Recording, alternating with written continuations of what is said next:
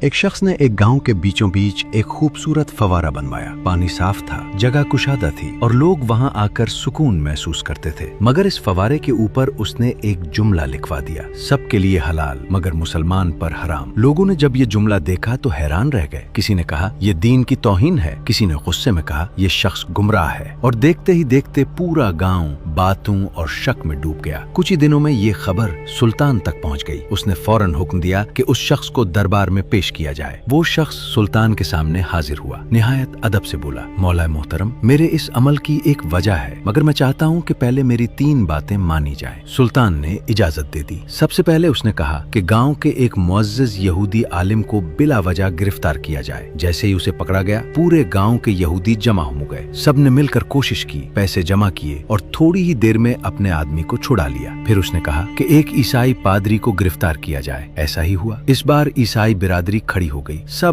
ایک دوسرے کے ساتھ کھڑے ہوئے اور اپنے آدمی کو آزاد کرا لیا۔ اب تیسری بار اس نے کہا کہ مسجد کے امام کو جمعہ کے دن نمازیوں کے درمیان سے گرفتار کیا جائے۔ جب امام کو لے جایا گیا تو حیران کن خاموشی تھی، نہ کوئی آگے بڑھا، نہ کسی نے آواز اٹھائی۔ کچھ لوگ چپ چاپ گھر چلے گئے اور کچھ نے کہنا شروع کر دیا، شاید امام سے کوئی غلطی ہوئی ہوگی۔ ایک ہفتہ گزر گیا، پھر وہی شخص دوبارہ سلطان کے دربار میں پیش ہوا۔ اس نے جھکے ہوئے سر کے ساتھ کہا، مولا محترم، کیا آپ نے سب کچھ دیکھ لیا؟ پھر اس نے آہستہ سے کہا، جو قوم اپنے ہی مظلوم کا ساتھ نہ دے وہ پانی کی مستحق نہیں رہتی۔ اس نے مزید کہا، یہ فوارہ اس لیے مسلمانوں پر حرام لکھا کیونکہ انہوں نے اپنے بھائی کی مدد چھوڑ دی۔ جب ایک مسلمان دوسرے کے لیے کھڑا نہیں ہوتا تو وہ انصاف کا حق بھی کھو دیتا ہے۔ دربار میں خاموشی چھا گئی۔ یہ بات سب کے دل میں اتر گئی کہ جب معاشرہ ظلم پر خاموش ہو جائے تو وہ اندر سے کمزور ہو جاتا ہے، اور جب لوگ سچ بولنا چھوڑ دیں تو انصاف بھی آہستہ آہستہ ختم ہو جاتا ہے۔ یاد رکھیں، قومیں اس وقت گرتی ہیں جب وہ ظلم کو دیکھ کر بھی خاموش رہتی ہیں۔